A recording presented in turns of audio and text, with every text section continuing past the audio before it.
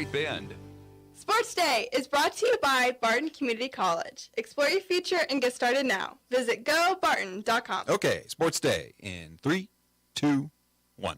It's good for the kids. They get to run home again and at the WAC at home next week, and then follow up, turn back around, come around for regionals. We're excited definitely to be able to host them again and bring that many teams and schools, fans to Great Bend. It's a body blow, and no team has had better pitching than the Brewers over the last 6 weeks. And Brandon Woodruff has been a big part of that. It's bats, but more than that, it's home runs. The Minnesota Twins can really hit the ball out of the ballpark. And the Toronto Blue Jays, despite having Vladimir Guerrero Jr. and Bo Bichette and Matt Chapman and Dalton Varsho and George Springer and on, the slug just wasn't there. I have them right now as a top team in the country just based on the way they're executing, not necessarily who they've beaten, but the way they look. I mean, I think it's a fair comparison. The way Miami is kind of shocking the NFL. Yeah. Washington has that same ability to score and score quickly. Veteran quarterbacks, been through a lot. Yeah, I think to be a world champion, you have to be able to win in a lot of different styles. Last week, we jump out to a big lead against Chicago, and we're able to hold on to that. This week, we jump out to a big lead. Suddenly, their defense bows up, gets a safety. We're on our heels, and now we're forced in a tough game, close game there. Here's the problem with Bill Belichick right now. In modern football, modern NFL's kicking us behind. That's what it's doing. Everybody in that division has a dude to help out the quarterback. You look at the Patriots, and it's like they took a Pop Warner team they're trying to win with the Patriot way. That Patriot way always worked when you had old number 12 behind you. What's her name? Taylor Swift. Taylor Swift can go home. We don't care about her. I know most of the young girls go. We want to see our team have a decent game here. I don't care about her. The only thing, go home. Go home. Still being chased. Witherspoon far side.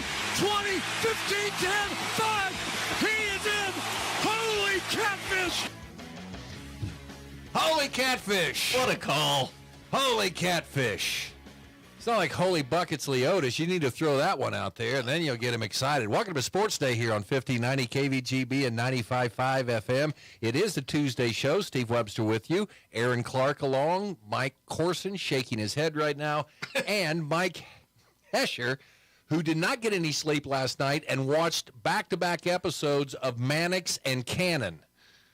And you weren't able to go to sleep then? And I also got Barnaby Jones in about half of it. I was able to get to sleep during Barnaby Jones. Okay, all right. Yeah. So, and was it Cashfoot Bob we were talking about there? No, it was a catfish. Holy catfish. Oh, okay. Parts of the sounds of the past 24 hours or so. Okay, on the show today, voice of the Cardinals, Cole Reif, looking back on Houston's win over Pratt Friday night to look ahead to this week's trip to Lakin to take on the Broncos. Are they the Bronx? The Bronx. Also, ESPN baseball insider Jeff Passan will have a preview of the Major League Baseball wild card playoffs that begin today. We have two of those here on KVGB. The Twins and the Blue Jays, game one of that best-of-3 series. That rolls at 3 o'clock. And Passan really likes the Twins. He thinks there is flying under the radar team. And then the Phillies against the Miami Marlins at 6:30. There's other games going on as well. Well, obviously the Twins did play in a pretty tough division, so. Yeah, but when was the last time the Twins actually won a playoff series? Probably beat the Cardinals. I think he was being facetious. I was absolutely being facetious. That's fallacious. Well, I realize that, but they have not won a series in quite some time. The Royals didn't win one for 25 years, Hash. Okay. And they probably won't win one for another 25 years. Oh, let's be positive on the show today. So there you go. Let's get to our sounds the past 24 hours or so. Head coach Lyles Lashley, the famous Cajun chef, on the show yesterday when he was on the with Mike Corson, saying they've got some. That's cool. Okay, they're going to have the WAC out at Lake Barton. Then they're going to have a regional 5A and a 3A. Yeah, the nice thing is you not only get the 5A, but you bring in about 24 schools. It's been 2A all along, which we liked because Stanton County was out here with one of the best runners in the state. But she's graduated, so I don't know who decides, but send us a new classification. Now we get to see Hoisington Russell. And a lot of hamburgers and food and gas will be purchased. Lyles Lashley running his own economic development firm for Great Bend High School. And Keisha seems to love what Lashley and staff have done with that course, and It really is one of the. I've been to several courses. It's and unique. Looks like a true cross country course. Now when they expand that and they run through the old lake bottom, that's a cross country course. Like the Badwater 6K. Right. Yeah. I mean, you'd have to just pour tick retardant and whatever that is. What is it? What is it? Tick medicine? Is it tick retardant? Tick spray? Dort? Deet? Deet? That's where they could make like the supercross country meet. Okay. Jeff Passan, he'll be on later. What sets the Blue Jays and Twins apart offensively? You would think the Blue Jays, right? They got Vladdy Jr. It's the Twins. They can hit the long ball. Again, 2 o'clock today, or 3 o'clock here on KVGB. Buster Olney, what Brandon Woodruff's injury means to the Brewers heading into their series against Arizona today. It's a punch in the gut. Been very good this year for a Brewers pitching staff that has been pretty good. I mean, they're still okay.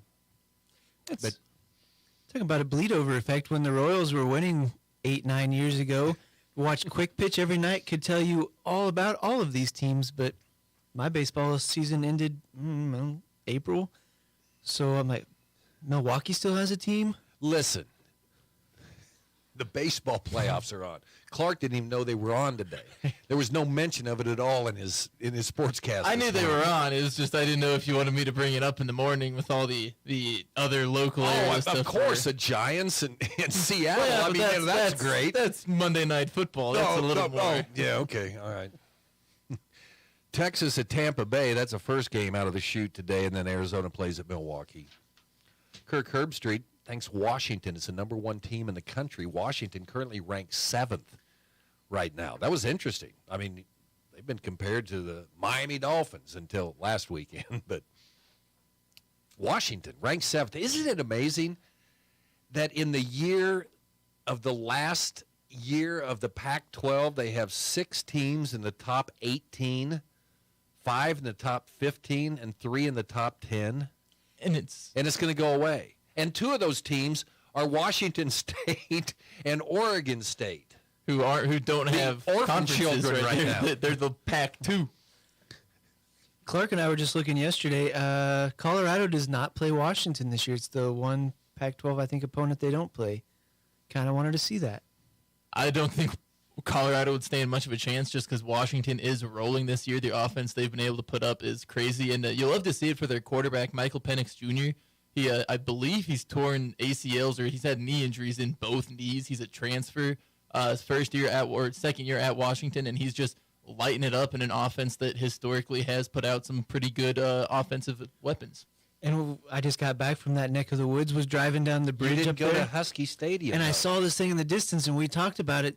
One of the great stadiums in college football where it's they awesome. It's awesome. bring right on the water. Yeah, you can, like Cash, if he was out there, he would pull up his duck boat and just sit out there and watch the game.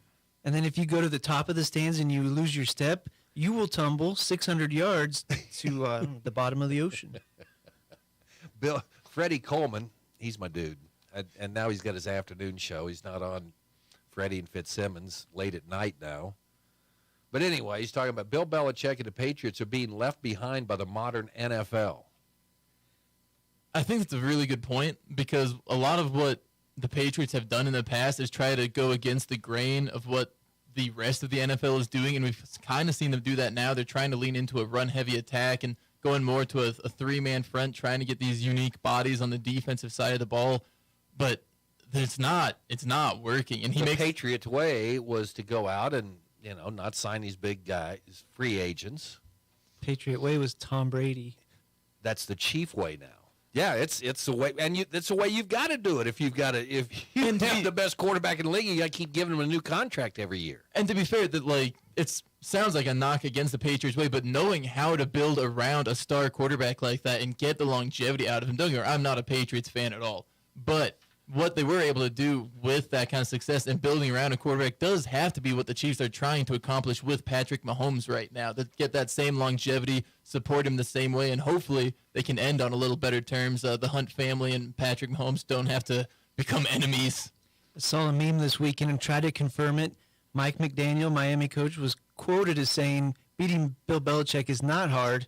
He plays with Legos and got a woman to marry him. That's difficult. Beating Bill Belichick, not difficult. That guy's a goober, man. I mean, And it would have seemed plausible, so I tried to find the audio, couldn't find it. And going back, Brett Veach is not getting enough. I mean, okay, Drew Tranquil. Who's this guy? I forgot he was even on the team. Former Chargers linebacker. Yeah, played 4 years. Former Notre Dame. You know, I'm not going to hold that against him because he's actually a Notre Dame linebacker that is fast. And he was kind of like an add-on guy. Well, you don't have Bolton on Sunday night, and Tranquil's in there getting a lot of reps. It's crazy having a guy like Drew Tranquil be your linebacker who steps up when you have injury, because then you have him slot in there next to Willie Gay and Leo Chenal, and obviously you miss Nick Bolton. That's an incredible talent middle linebacker, both in what he's able to do and mentally and physically.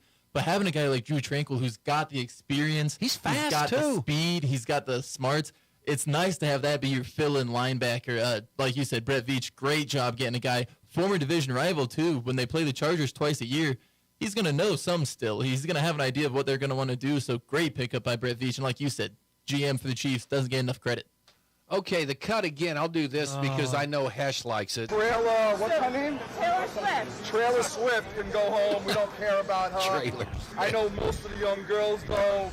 We want to see our team have a decent game here. I don't care about her. The only thing, go home. I just came to watch my boys. I don't want no girls at my game. Come on, bro. People are already starting to get. Well, that was a New York Jet fan. I understand. They're starting to get upset with so much of this Taylor Swift it's crap. Taylor Swift coming into their stadium to root for the opponent team. Now, she added some of her besties the other night. Now, tell me who these guys are. Oh, man. Okay, Sophie Turner. Just got divorced from one of the Jonas brothers. Okay, Blake Lively. Married to Ryan Reynolds in some movies. Little Liars, Pretty Little Liars, maybe. Robin Lively. Maybe her mom, sister. Ryan Reynolds. So Ryan Reynolds is Deadpool. Deadpool owns the cell phone companies, bought the soccer team in Europe. Hugh Jackman. Wolverine, yep. Sabrina Carpenter. No. And Antoni Porowski. Tag along. I think that was the guy in the quote. Brittany Mahomes, whose husband is Chiefs quarterback Patrick Mahomes, also took in the big win from inside the suite with Swifties after grabbing dinner with her the night before.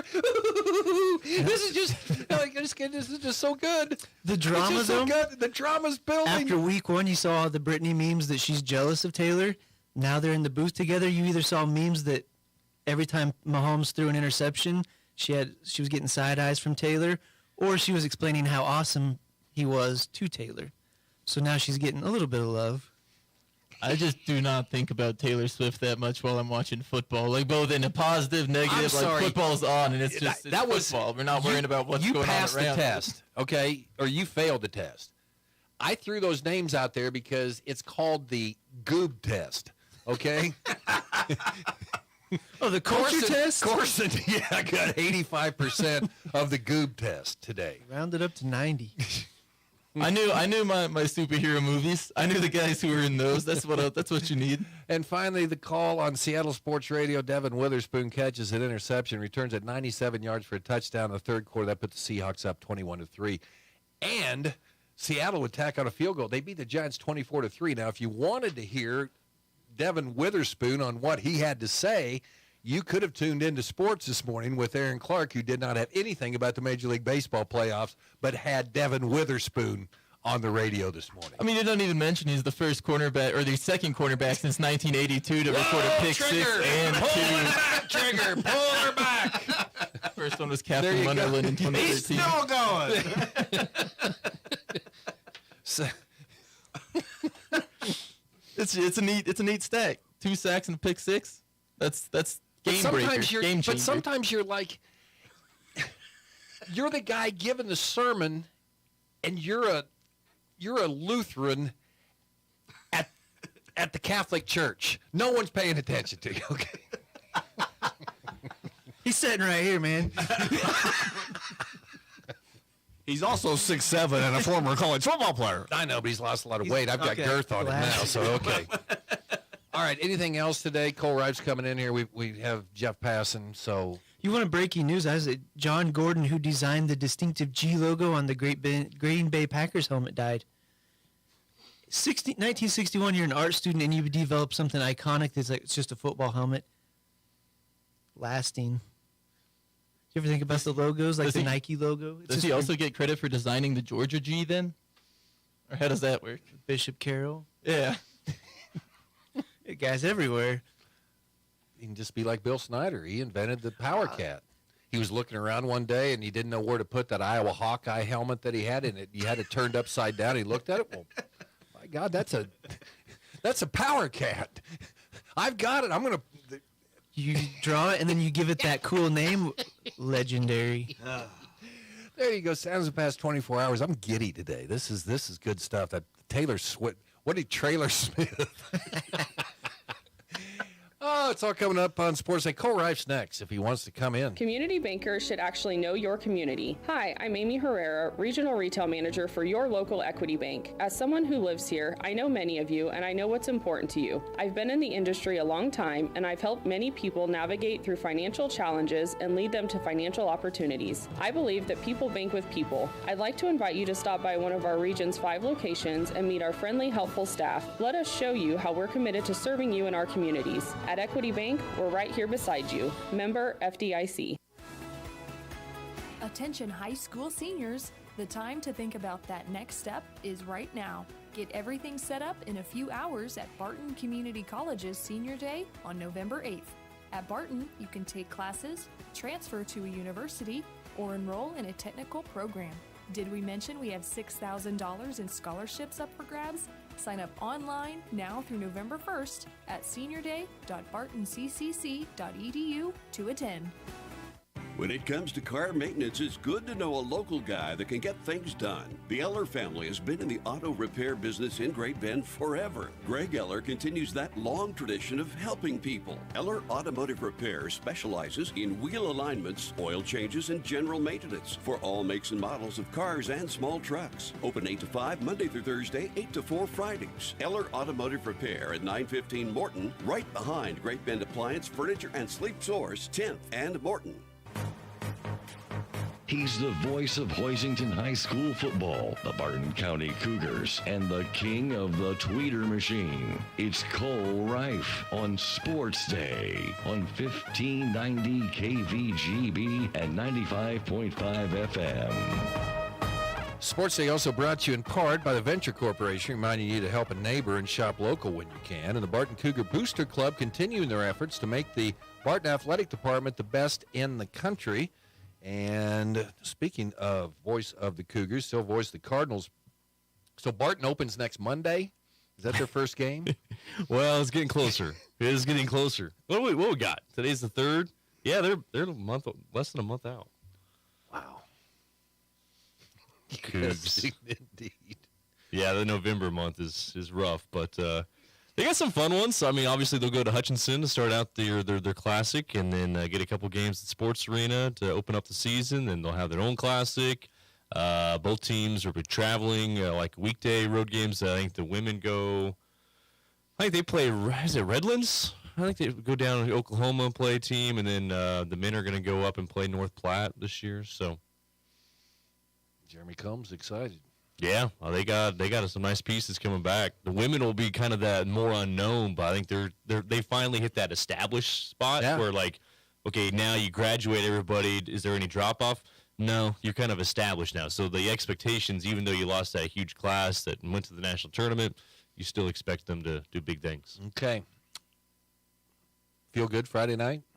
Last Friday? Yeah. Yeah, that was fun. That was fun because I mean I told you like I've gotten to the point where. You know, I want the team I'm covering to play well. I want them to win. Sure, it makes it a lot more fun. But I think by and large, I just want to see good games. And, you know, whether there might have been some miscues. You've been getting home at 9 o'clock. Wow, I don't know. Well, Tony's passing the ball more, so it's starting to stretch it out a little bit, darn it. But, you know, I want to see good games. I mean, that's what I want to see. I think the coaches want to do that. The players want that. I think the majority of the fans want that. You know, I think there's probably some moms and dads and grandparents that get a kick out of, 62 to 6 or whatever it may be. But by and large, man, I just want to see good games. So and especially at this point of the season, if you come up on the wrong side, let's just go get a good game. And that was a good game. And like I said, there's some things that they need to clean up for sure, but and both sides.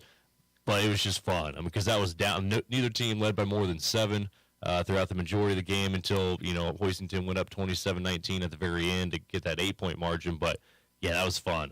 Physical.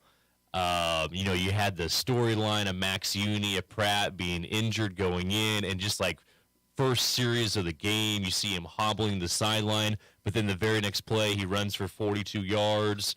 He goes for 190 in the game on a bum ankle. So for him to do that, that was a cool storyline. And then Hoisington, making the big plays when they needed to, getting goal line stands when they needed to. Like, oh yeah, that was exciting. Was Dean down in the end zone when they got the goal line stand, or he was on that end? Yeah. Yeah, I'm telling you, man, there's something to the power of Dean. Okay. I wonder, does he have a radio, or is he? I don't know, but he gets. So was he walking around at the time, or? I'm sure he was, well situated. Wow, Elton Brown Field's cool, especially when they played Sweet Carolina. That's my favorite time. They didn't play it last time I was there, but man, it's kind of enclosed down there with them trees, and you got the building on the one end, and you got the turf, and you got the colors, the red and the green and the gold. I don't know. I love the setting down there. Then you got the smoke coming across, depending on which way the wind's blowing from the huge barbecue grill that they have just to the right of the visitors section. Yeah. So that's coming across the field. Yeah, now down the field it kind of looks like the old Hoisington turf. It's getting I don't know how old, long yeah. that's been there, but it's pretty hard. Corson he got a picture with Daffy Duck out there in Seattle with the Oregon Duck. What is that, Puddles? Yeah. But he didn't get a picture with the frog. Well, why would he? I don't know. He was intimidated. He's a Barton County guy. He's intimidated by it. Doesn't mean with him. So they get that win. That was kind of the Super Bowl for Pratt, really. You look at the district they're in. That if you're looking at postseason, that's probably it for them. They'll get in a Week 9 game, and sure, but they had to be ready to go for that game. Yeah, this is the first time they've lost 3 straight games. So this is the first time they've lost 3 straight since 2020. So they're sitting with a record of 2-3. They have a couple get-right games. They have Smoky Valley. They have Nickerson coming up before they hit Andale in Week 8. So, but you're looking at a 500 record going into the playoffs potentially for Pratt. Maybe you get by that first game. It'll be on the road because you're going to be behind Andale and Cheney, so you'll be the 3 seed out of that district. So you'll be on the road. They were able to get a first-round win last year. But then they run into Andale or Cheney in that second round. So yeah, it's tough. We talked about it before. 3A's. I've never had a game with Hoisington in 10 years where they got beat so soundly in the regular season against a team that you knew you could hit in the playoffs. The only one that was somewhat similar was Phillipsburg back in 2018. Hoisington went out there toward the end of the season. We're down like 41-0 at halftime. Lost 51-21. And then they met up again in the sub-state round, and a much closer game, but I think they lost 31-14. That was the only time I was like, when we left Phillipsburg at the end of the regular season, like, man, well, okay, postseason chances, took a hit, if you want to make a big run. But at least they, had a somewhat good run, not hitting him again until sub-state. So I've never had that feeling for the most part. Like, for Pratt and the rest of those 3A schools, like, God bless them, because, you get thumped by a team, in the regular season, like, there's no really coming back from 49-0. When you lose 49-0, that was to Cheney. So like we're gonna change a few things. We're not gonna make as many mistakes. Yeah, so it can be done, but that's just got to be demoralizing. I feel like. Okay, Lakin, they're 4-1. People say they haven't played anybody. They are 4-1. Mm-hmm. What do you think about the Bronx? I think it's going to be a more experienced team from last year. Now, last year they were heavy on the O-line. They had the seniors on the O-line. They graduated. Now the younger skill players are their experienced players. So that's exciting. Coulter Oldham, he's been getting a lot. Rightfully so, a lot of, preseason hype, and he's really good. He's averaging 125 yards on the ground. He's their leading tackler. I think he's got over 40 tackles on the season. He's really talented, but there's something about those Southwest teams that, you're going to respect them. And I like Chris Bamberger. I think he's a really good coach. Obviously, a state title in Ness City. And now he's in year 9? He's in year 9 now at Lakin. So, I respect the heck out of him, but there's just something about those Lakin teams and those Southwest teams like Cimarron in that same group that they haven't had that production against quality teams. That they always have the really glossy records, and then they go into the playoffs and maybe they get by first round, but a lot of times they get upset in the first round. If not, they lose in that second round game. So they have to show me something like that before I really buy in. Okay, man, this team's good. They have to prove it. Who beat them? Goodland. Okay. Goodland 16-14. And week Goodland's 3. been competitive this year for sure, but. Yeah, not a great loss, but yeah, I mean they had a lot of things that kind of went wrong in that ball game, but they bounced back with a couple blowout wins since then. Okay, is this the year Cheney ends the win streak? I mean, people are talking about it. This Pratt. Some of the Pratt people think that this is year Cheney gets, because they haven't played Andale yet, though. Yeah, exactly. So they're basing their opinions on the one team that smoked them 49-zip. Which I think I was talking to Aaron Clark on the show last week. Watching that Pratt Cheney game, I was just marveled about how good Cheney was. And I was like, Cheney, this is a state championship team. So like if Cheney, and I'm not saying they beat Andale, but if Andale goes out there and does their typical Andale thing and thumps Cheney, like that just means Andale is out of this world. Because I know, like, my eyes can tell me that Cheney is really, really good. They'll be the first public school ever to be launched up from 3A to 5A just because they want to. I don't think anybody would have a problem with that. Right? I don't think they would, Let's just see what happens. Well, and did you see, like, the new classifications? Cheney was the last 3A school. They nearly got out of the Andale gauntlet, but they had to stick around in Class 3A. Yeah, these kids that always never show up for school on when the day they count it. They decide, well, this is the day we'll go in and go to school that day. Yeah, if you're going to be counting against our head count, you need to be a productive citizen on the athletic team started. Exactly. If not, you stay away on these days. You've been quarantined. Is that allowed when they come out and do the head count, like on September 20th or whatever? If you just have 30 kids missing? Like, well, where are those kids? Well, I don't know. They've got them in the band room. Like, what are the They're just stored away. So, like, what are the regulations? Don't they come out and count that day? I mean, if you count. Johnny 1, Tim, Sally 3. Like, I'm just curious. We're missing 24. Don't know where they went. They all moved out at the same time. Dadgummit. Okay, 2A. Rankings from K-Preps.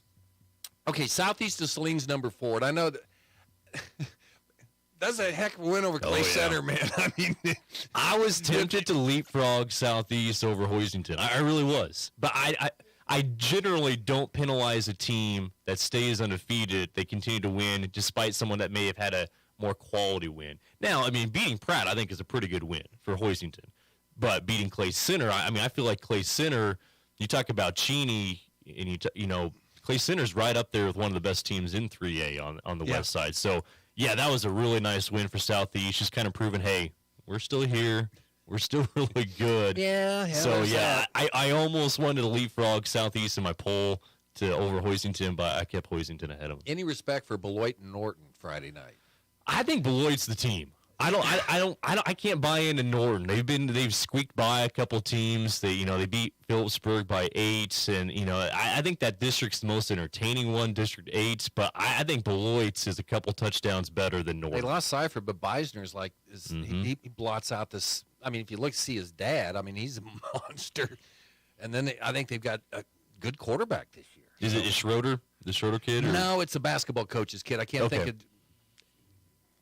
of that name. It's a Beloit name, but yeah. So they're kind of young too. So it's I like Beloit. I think they're kind of coming on stronger. I mean, nice wins against Russell. Kind of statement wins. So this is obviously this is the district championship for District 8. Beloit and Norton going at it. But yeah, I'm not sold on Norton yet. I think they're better, but I think Norton might be the 2 team. I'll take Beloit in that contest. I think so. I think, and doesn't they're like a bulldozer. So, it starts up diesel. It's kind of a little bit of rocky early in the year, and then they just start.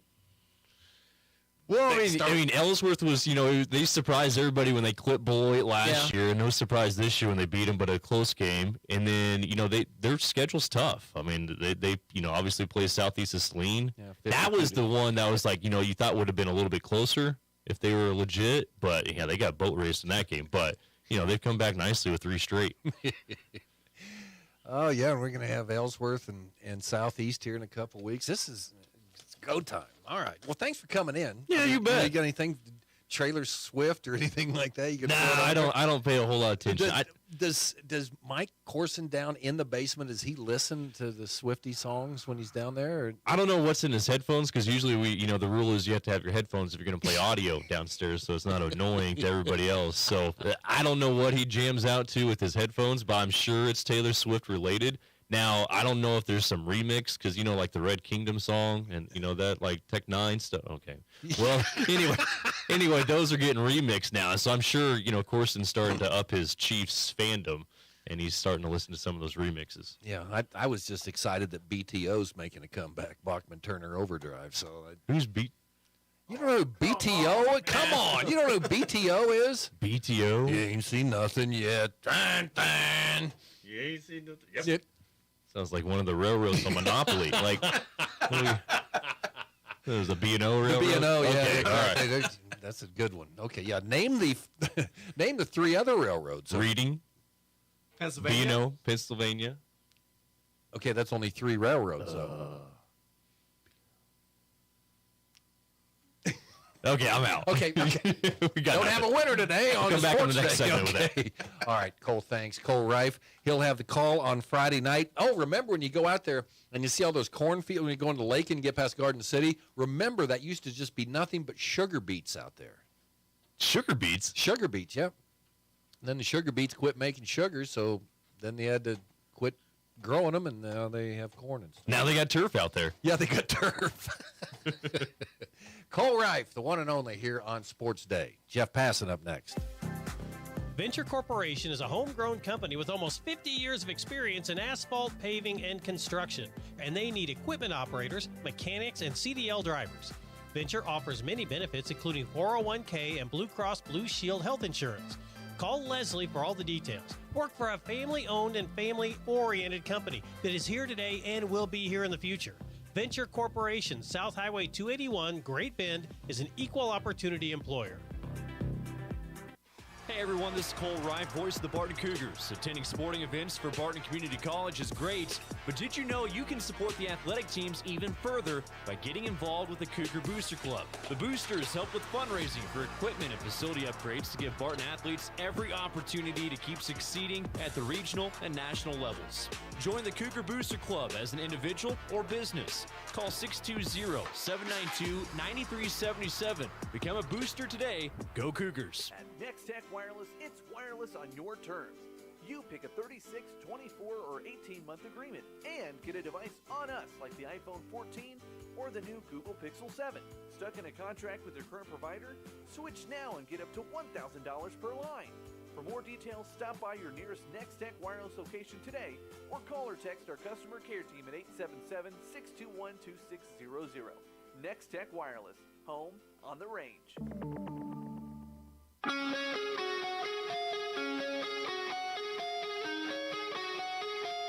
It's Sports Day on 1590 KVGB and 95.5 FM. Presented by Barton Community College and the Cougar Athletic Department. And in part by Eller Automotive Repair, a local mechanic that can help behind Great Bend Appliance, Furniture, and Sleep Source in Great Bend. And by Marmy's, the Marmy Auto Group on 10th Street in Great Bend. And in part by Equity Bank.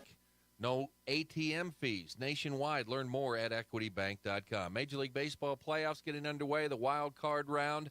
We'll have 2 games for you on KVGB starting at 3 today. Minnesota Twins hosting the Toronto Blue Jays. Then at 6:30 tonight, it'll be the Phillies hosting the Miami Marlins. To break it all down for you, ESPN's Jeff Passan. I loved watching the maturation of the Baltimore Orioles from an organization that was among the worst in baseball a couple of years ago into a 101-win juggernaut, and this is just the beginning of what we're going to see from them. I love the chaos of the National League West with Texas really blowing the lead and Houston doing what Houston does, which is by the time October comes around, playing its best baseball.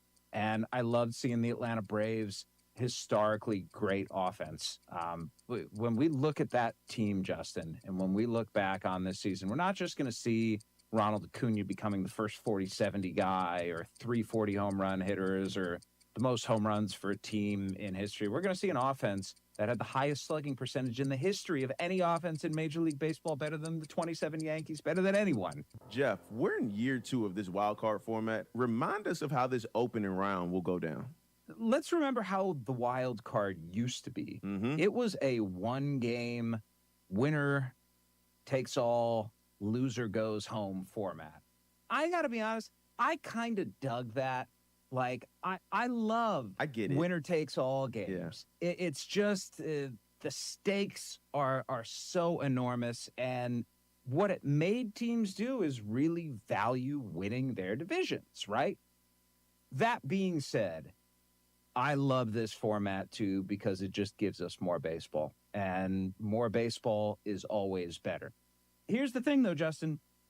Winning your division and being the top wild card does really matter because all 3 of the games that could potentially be played in this series are at home for that higher seed. So you're going to have 3 consecutive days of baseball in the same place, and home field advantage playing a huge role for the teams that have it. All right, Jeff, so let's start with the American League and the series that kicks it all off for us, the Rangers in Tampa to face the Rays. How did these teams get here, and what do you expect to see? I feel like you started with the best because this series to me is just so incredibly intriguing. You have 2 teams that for a while, Justin, looked like they were the cream of the crop in the American League. Remember the Rays starting off, it looked like they were never going to lose, and they were hitting home runs, and they had the best pitching in baseball, and then things went sideways for a little bit. Jeffrey Springs, who was incredible over his first 4 starts, Tommy John surgery. Drew Rasmussen, whose emergence over the last year has been fantastic. Tommy John surgery for the 3rd time. And then Shane McClanahan, their ace, one of the best pitchers in baseball. Tommy John surgery. So the Rays lose 3 all-star caliber starters, and yet they are the Rays. So signing Zach Eflin, he's been fantastic this year. Tyler Glass now coming back, he's been fantastic. Trading for Aaron Savali at the deadline. They lost Wander Franco. They've lost Brandon Lau, their whole middle infield. Go into their system and replace them. This is what the Rays do. They are deep, and they are really, really good. And despite winning 99 games, the 2nd most in the American League, the 4th most in baseball, they are somehow the 4 seed because that is how this format works. And they're going to face the Texas Rangers, who got off to such a fantastic start. Their lineup looked as good as any in baseball, even as good at one point as the Braves. And then injuries hit. Josh Young got hurt. Adolis Garcia got hurt. Jonah Heim got hurt. 3 of their all-stars. And it looked like the Rangers were going to struggle. And then, Jacob deGrom went down, their big free agent signing this offseason. Right. And Max Scherzer, their huge deadline acquisition. And most recently, John Gray. And even though the Rangers were in a clear favorite position going into the last week of the season in the American League West, they blew it and got shut out by the Mariners on the last day of the season, allowing the Astros to win the division by a tiebreaker, the only tiebreaker, by the way, that the Astros held, and take that division in the number 2 seed. So instead of sitting at home, resting, getting their rotation, the Rangers end up on the road in Tampa Bay facing a Rays team that is as dangerous, in my mind, as any in the American League. So it sounds like you're picking the Rays over the Rangers in this wild card matchup.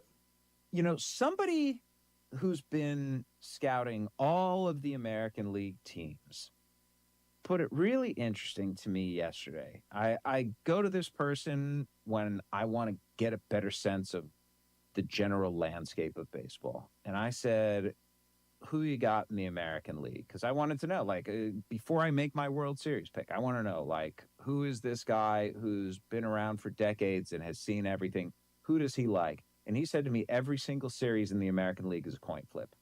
So, yeah, while I am picking the Rays, this is going to be my general warning for the rest of this podcast. My conviction in these picks is not strong enough for you to go wager your hard-earned cash on them. So consider them a light endorsement as opposed to something where you should go out and put a life savings on it, because these matchups are all, Justin, really good. Yeah. And especially in the American League, the difference between the 6 seed and the 1 seed really isn't all that great. This is as wide open an American League as we've seen in a long, long time. You know, so when we talk about this Rangers and Rays series, the winner gets that 101-win Orioles team that you mentioned earlier, and they really pushed this youth movement this season. But the lights are brighter now. Every game's in prime time, and everybody's watching you. So my question for you is this. Are the Baby O's ready for their October close-up? TBD. And listen, one thing that I think is really difficult to know about athletes, this just doesn't apply to baseball only. This is across the landscape. I think it's hard to know what's going to happen when those lights do get brighter and when prime time does arrive. And listen, we have seen Adley Rutschman, whether he was at Oregon State or down in the minor leagues when he was winning championships, we have seen him step up when it really matters. And so I have no doubt that Adley Rutschman is going to be a dude in October, just like he's a dude April through September. And I have no doubt that the talent of Gunnar Henderson is going to play. And I don't have as many doubts as I did once upon a time about their rotation. Because when you look at starting pitchers in the playoffs this season, I'm talking across the entire landscape, Justin, every starting pitcher in the postseason this year. Kyle Bradish, who's going to be starting game 1 of the division series for the Orioles, has the best second half ERA among all those starters at 2.40. Wow. And who has the second best ERA among playoff starters? Grayson Rodriguez, who's likely going to be starting game 2 for Baltimore and is a rookie. And then you add John Means, who's coming back from Tommy John surgery. While we thought that Baltimore's bullpen was going to be its strength, Felix Bautista going down with an injured UCL really has brought that into question. And now it looks like the Orioles' starting pitching may be as much of a strength as its bullpen, with Yennier Cano having to pitch the 9th inning and the 7th and 8th being bigger question marks than they once were. All right, so next up, let's move over to another American League matchup. The Blue Jays heading to Minnesota to take on the Twins. What do we need to watch for in this series? This series, to me, is going to be about whose offense shows up, because both of them have really good pitching.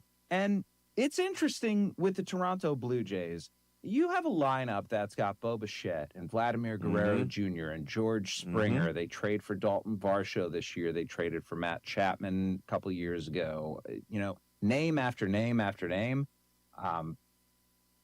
They've struggled to score runs this year, and they've been inconsistent offensively to the point that the Blue Jays, who were my preseason pick to win the American League pennant, I almost gave up on them. But their pitching has rescued them. And when you can go out with Kevin Gausman in game 1 and Jose Barrios in game 2, and you can follow with Chris Bassett, one of the most consistent pitchers in baseball, in game 3, and you can use Yusei Kikuchi, who's been arguably the best pitcher on the Blue Jays staff in the second half. You can use him as a fireman to neutralize the really good left-handed bats that they're going to load in that Minnesota Twins lineup because they're facing 3 right-handed starters. It gives John Schneider, the manager of the Blue Jays, a lot of optionality. And yet I look at the Twins pitching too, and I see Sonny Gray. Sonny Gray's probably going to finish second in AL Cy Young voting this year, Justin. Yep. And he's not even starting game 1 for the Twins. That's going to be Pablo Lopez. And the Twins are a sneaky good team because they do 2 things, Justin, that are imperative in October.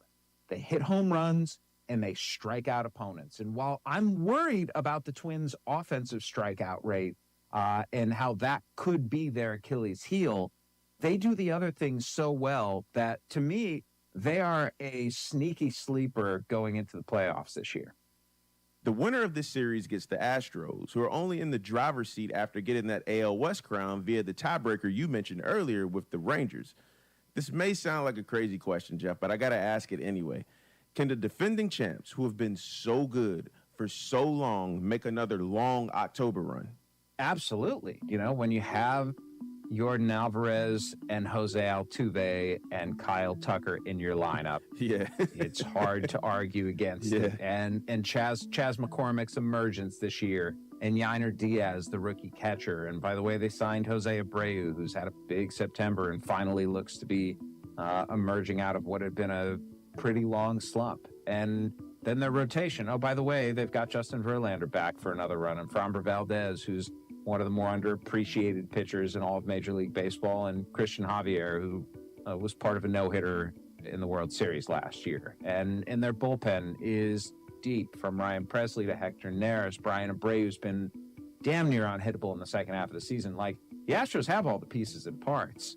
They have been in the American League Championship Series for 6 consecutive years. That's ridiculous. And I tweeted last year, the Astros are inevitable. And it was a little nod to Thanos. It was almost like the Astros got their final Infinity Stone last year, and that they won that championship that was not going to have an asterisk by it.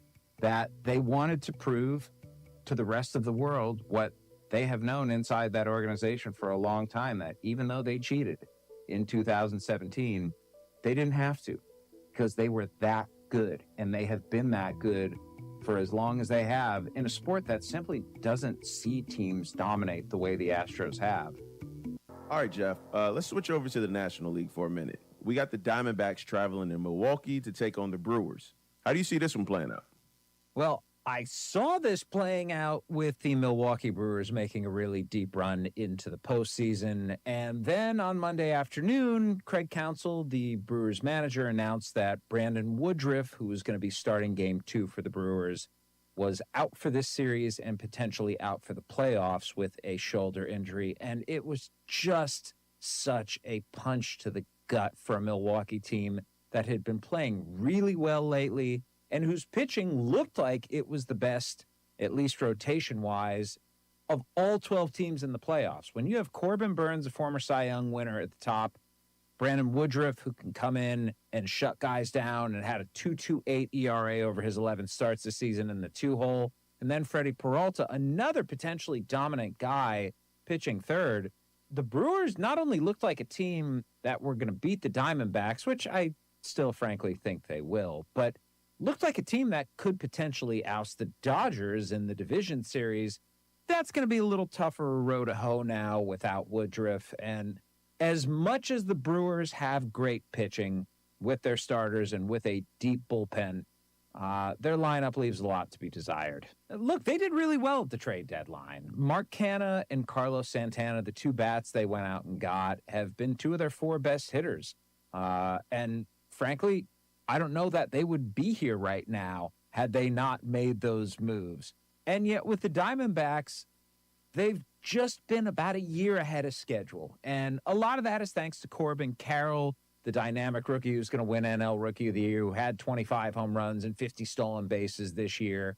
And Lourdes Gurriel and Christian Walker and Ketel Marte. The Diamondbacks would just be in such a better position had they actually mustered some wins this weekend, had they actually gone out and taken a game or two from the Houston Astros, because then they wouldn't have had to pitch Merrill Kelly and Zach Gallen and start Brandon Pfaadt, a rookie, in Game 1.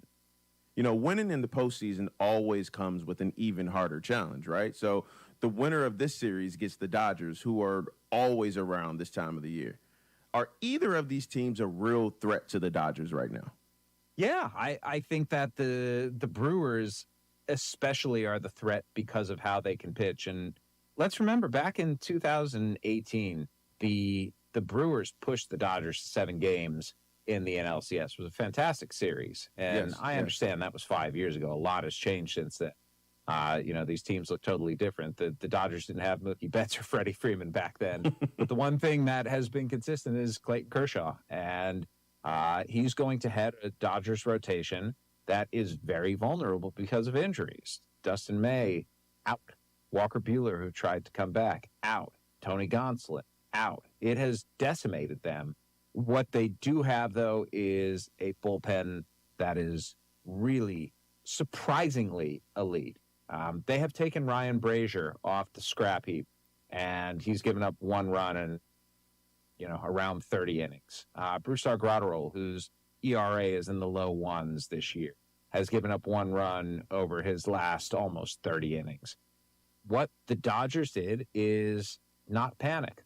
And they understand that Dave Roberts, he is the manager to me with the most pressure on him in this postseason, because he is going to have to be making the right moves at all times if he wants the Dodgers to advance. We're going to see what Dave Roberts is made of this postseason, but it helps. It really helps, Justin, when you have Mookie Betts and Freddie Freeman and Will Smith and JD Martinez and Max Muncy and James Outman and these lineups that he can put together depending on who they're starting, a right-hander or a left-hander. If it's the Brewers or, for that matter, the Diamondbacks, their starters all right-handed. And so Mookie Betts is going to be playing a lot of second base, and you're going to see outfield with David Peralta and James Outman and Jason Hayward, all of whom mash right-handed pitching. All right, Jeff. So finally, we have the Marlins, and they're headed up to Philadelphia to take on the reigning NL pennant winners, the Phillies. This is an NL East battle on a much larger scale right now. So who has the edge in this series? I love what the Marlins have done this year, Justin. They are 33-13 in one-run games. They have the worst run differential ever playoff team, and yet here they are. And part of that is because the National League was abjectly mediocre this year. Chicago Cubs choked away a playoff spot because the Cincinnati Reds, when those bright lights turned on, just could get the job done. And Miami filled that void.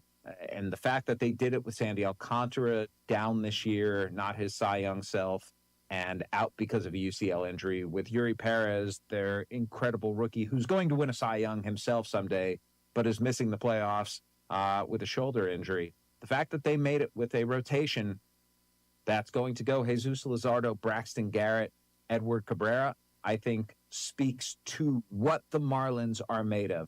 Because let me tell you, man, they kind of can't hit. And they picked it up toward the end of the year, but they still kind of can't hit. And yet, if they went out and beat the Philadelphia Phillies, it would not surprise me altogether, because there's just there's that vibe that the Marlins have right now that I feel really weird picking against. But the Phillies lineup is really good and really deep. And they have Zach Wheeler and Aaron Nola, 2 guys who have been there and who have done that and who are going to be at the top of that rotation. And they also have home field advantage. And so it's hard in this situation to say that this upstart Marlins team is going to be able to go into an environment in Philadelphia that is going to be loud and chaotic and thrive there the way that so few teams were capable of doing last postseason. Now, when we look at the winner of that last series we just talked about, the Marlins and the Phillies, oh, man, and I'm putting winner in air quotes right now because they get the consensus juggernaut, the Atlanta Braves, who look unstoppable. They look like a team that I would create on PlayStation back in like 2002 right now. So, Jeff, how do you slow down a team that doesn't look like they have breaks? The only thing that can slow down the Atlanta Braves is injuries. There are question marks about Max Fried, who's on the injured list, and his availability, and Charlie Morton, who's on the injured list, and his availability. And when you put those two alongside Spencer Strider, it is a pretty unbeatable rotation. But if they're not there, Bryce Elder, the rookie all-star, has really struggled in the second half. And then you're turning to A.J. Smith-Shawver or Alan Winans. And yet, if the Braves go out with those guys, I still think I might pick them because this lineup, it is historically great. It is the Spotty-Outy Double-licious of baseball lineups. Chef's kiss right there. Mwah. Listen, you gotta give love to Andre and Big Boy, because as great as that song was, as great as that record is, as representative of Atlanta as all of the above are, that is 25 years ago now, and the Braves lineup is the modern version of that. They scored 947 runs this year, Justin. That's ridiculous. It's the most runs a National League team has scored since the 2000 Colorado Rockies, and before that it was the 1996 Colorado Rockies, and since the Rockies play at Coors Field, I'm not going to count them for the purposes of my narrative here. To have a National League team that has scored more runs than that, you have to go back to 1953, Brooklyn Dodgers. 70 years. And I understand there's a designated hitter in the National League now, so that does slightly change things. But still, I don't want to take away credit from this team that has Ronald Acuna Jr.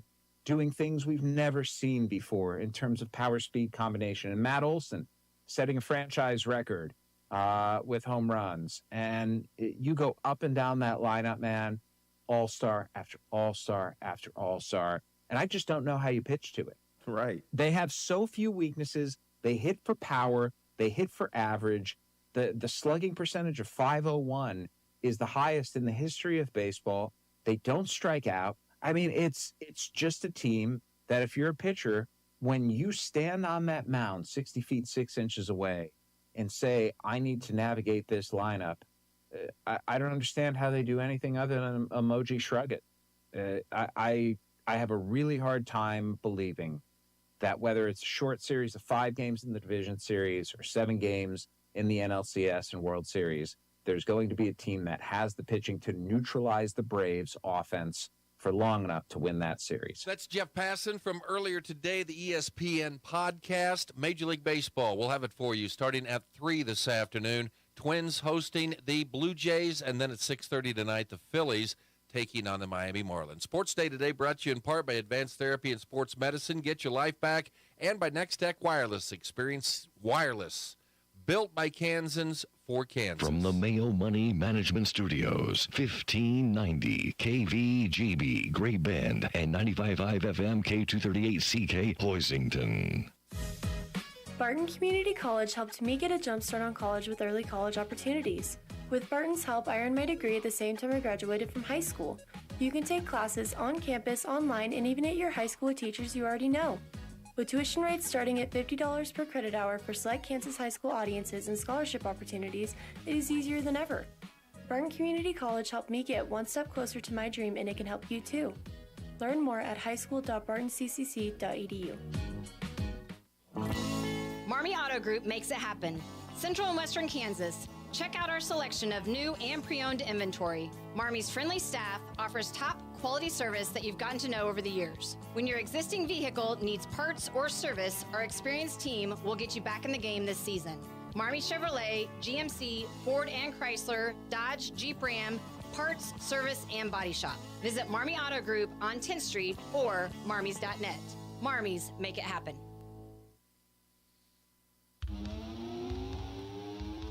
Welcome back. Sports Day here on a Tuesday. Steve Webster, Aaron Clark, Mike Kesher wrapping up the show for you.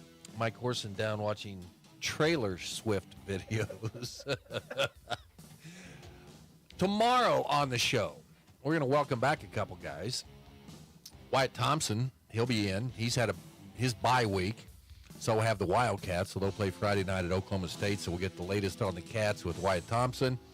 Gerard Walbrock will return. He's been bumped for Royals the last 2 weeks. He wasn't torqued enough that said he wasn't going to come back tomorrow. So Tigers rolled up like 70 points on Lincoln last weekend. So we'll get an update on Fort Hays State football, and Shelley Duvall, 18-1 Lady Panthers, will be in with sure a couple players. So it'll be an exciting day of Sports Day. Excited to hear about football and volleyball.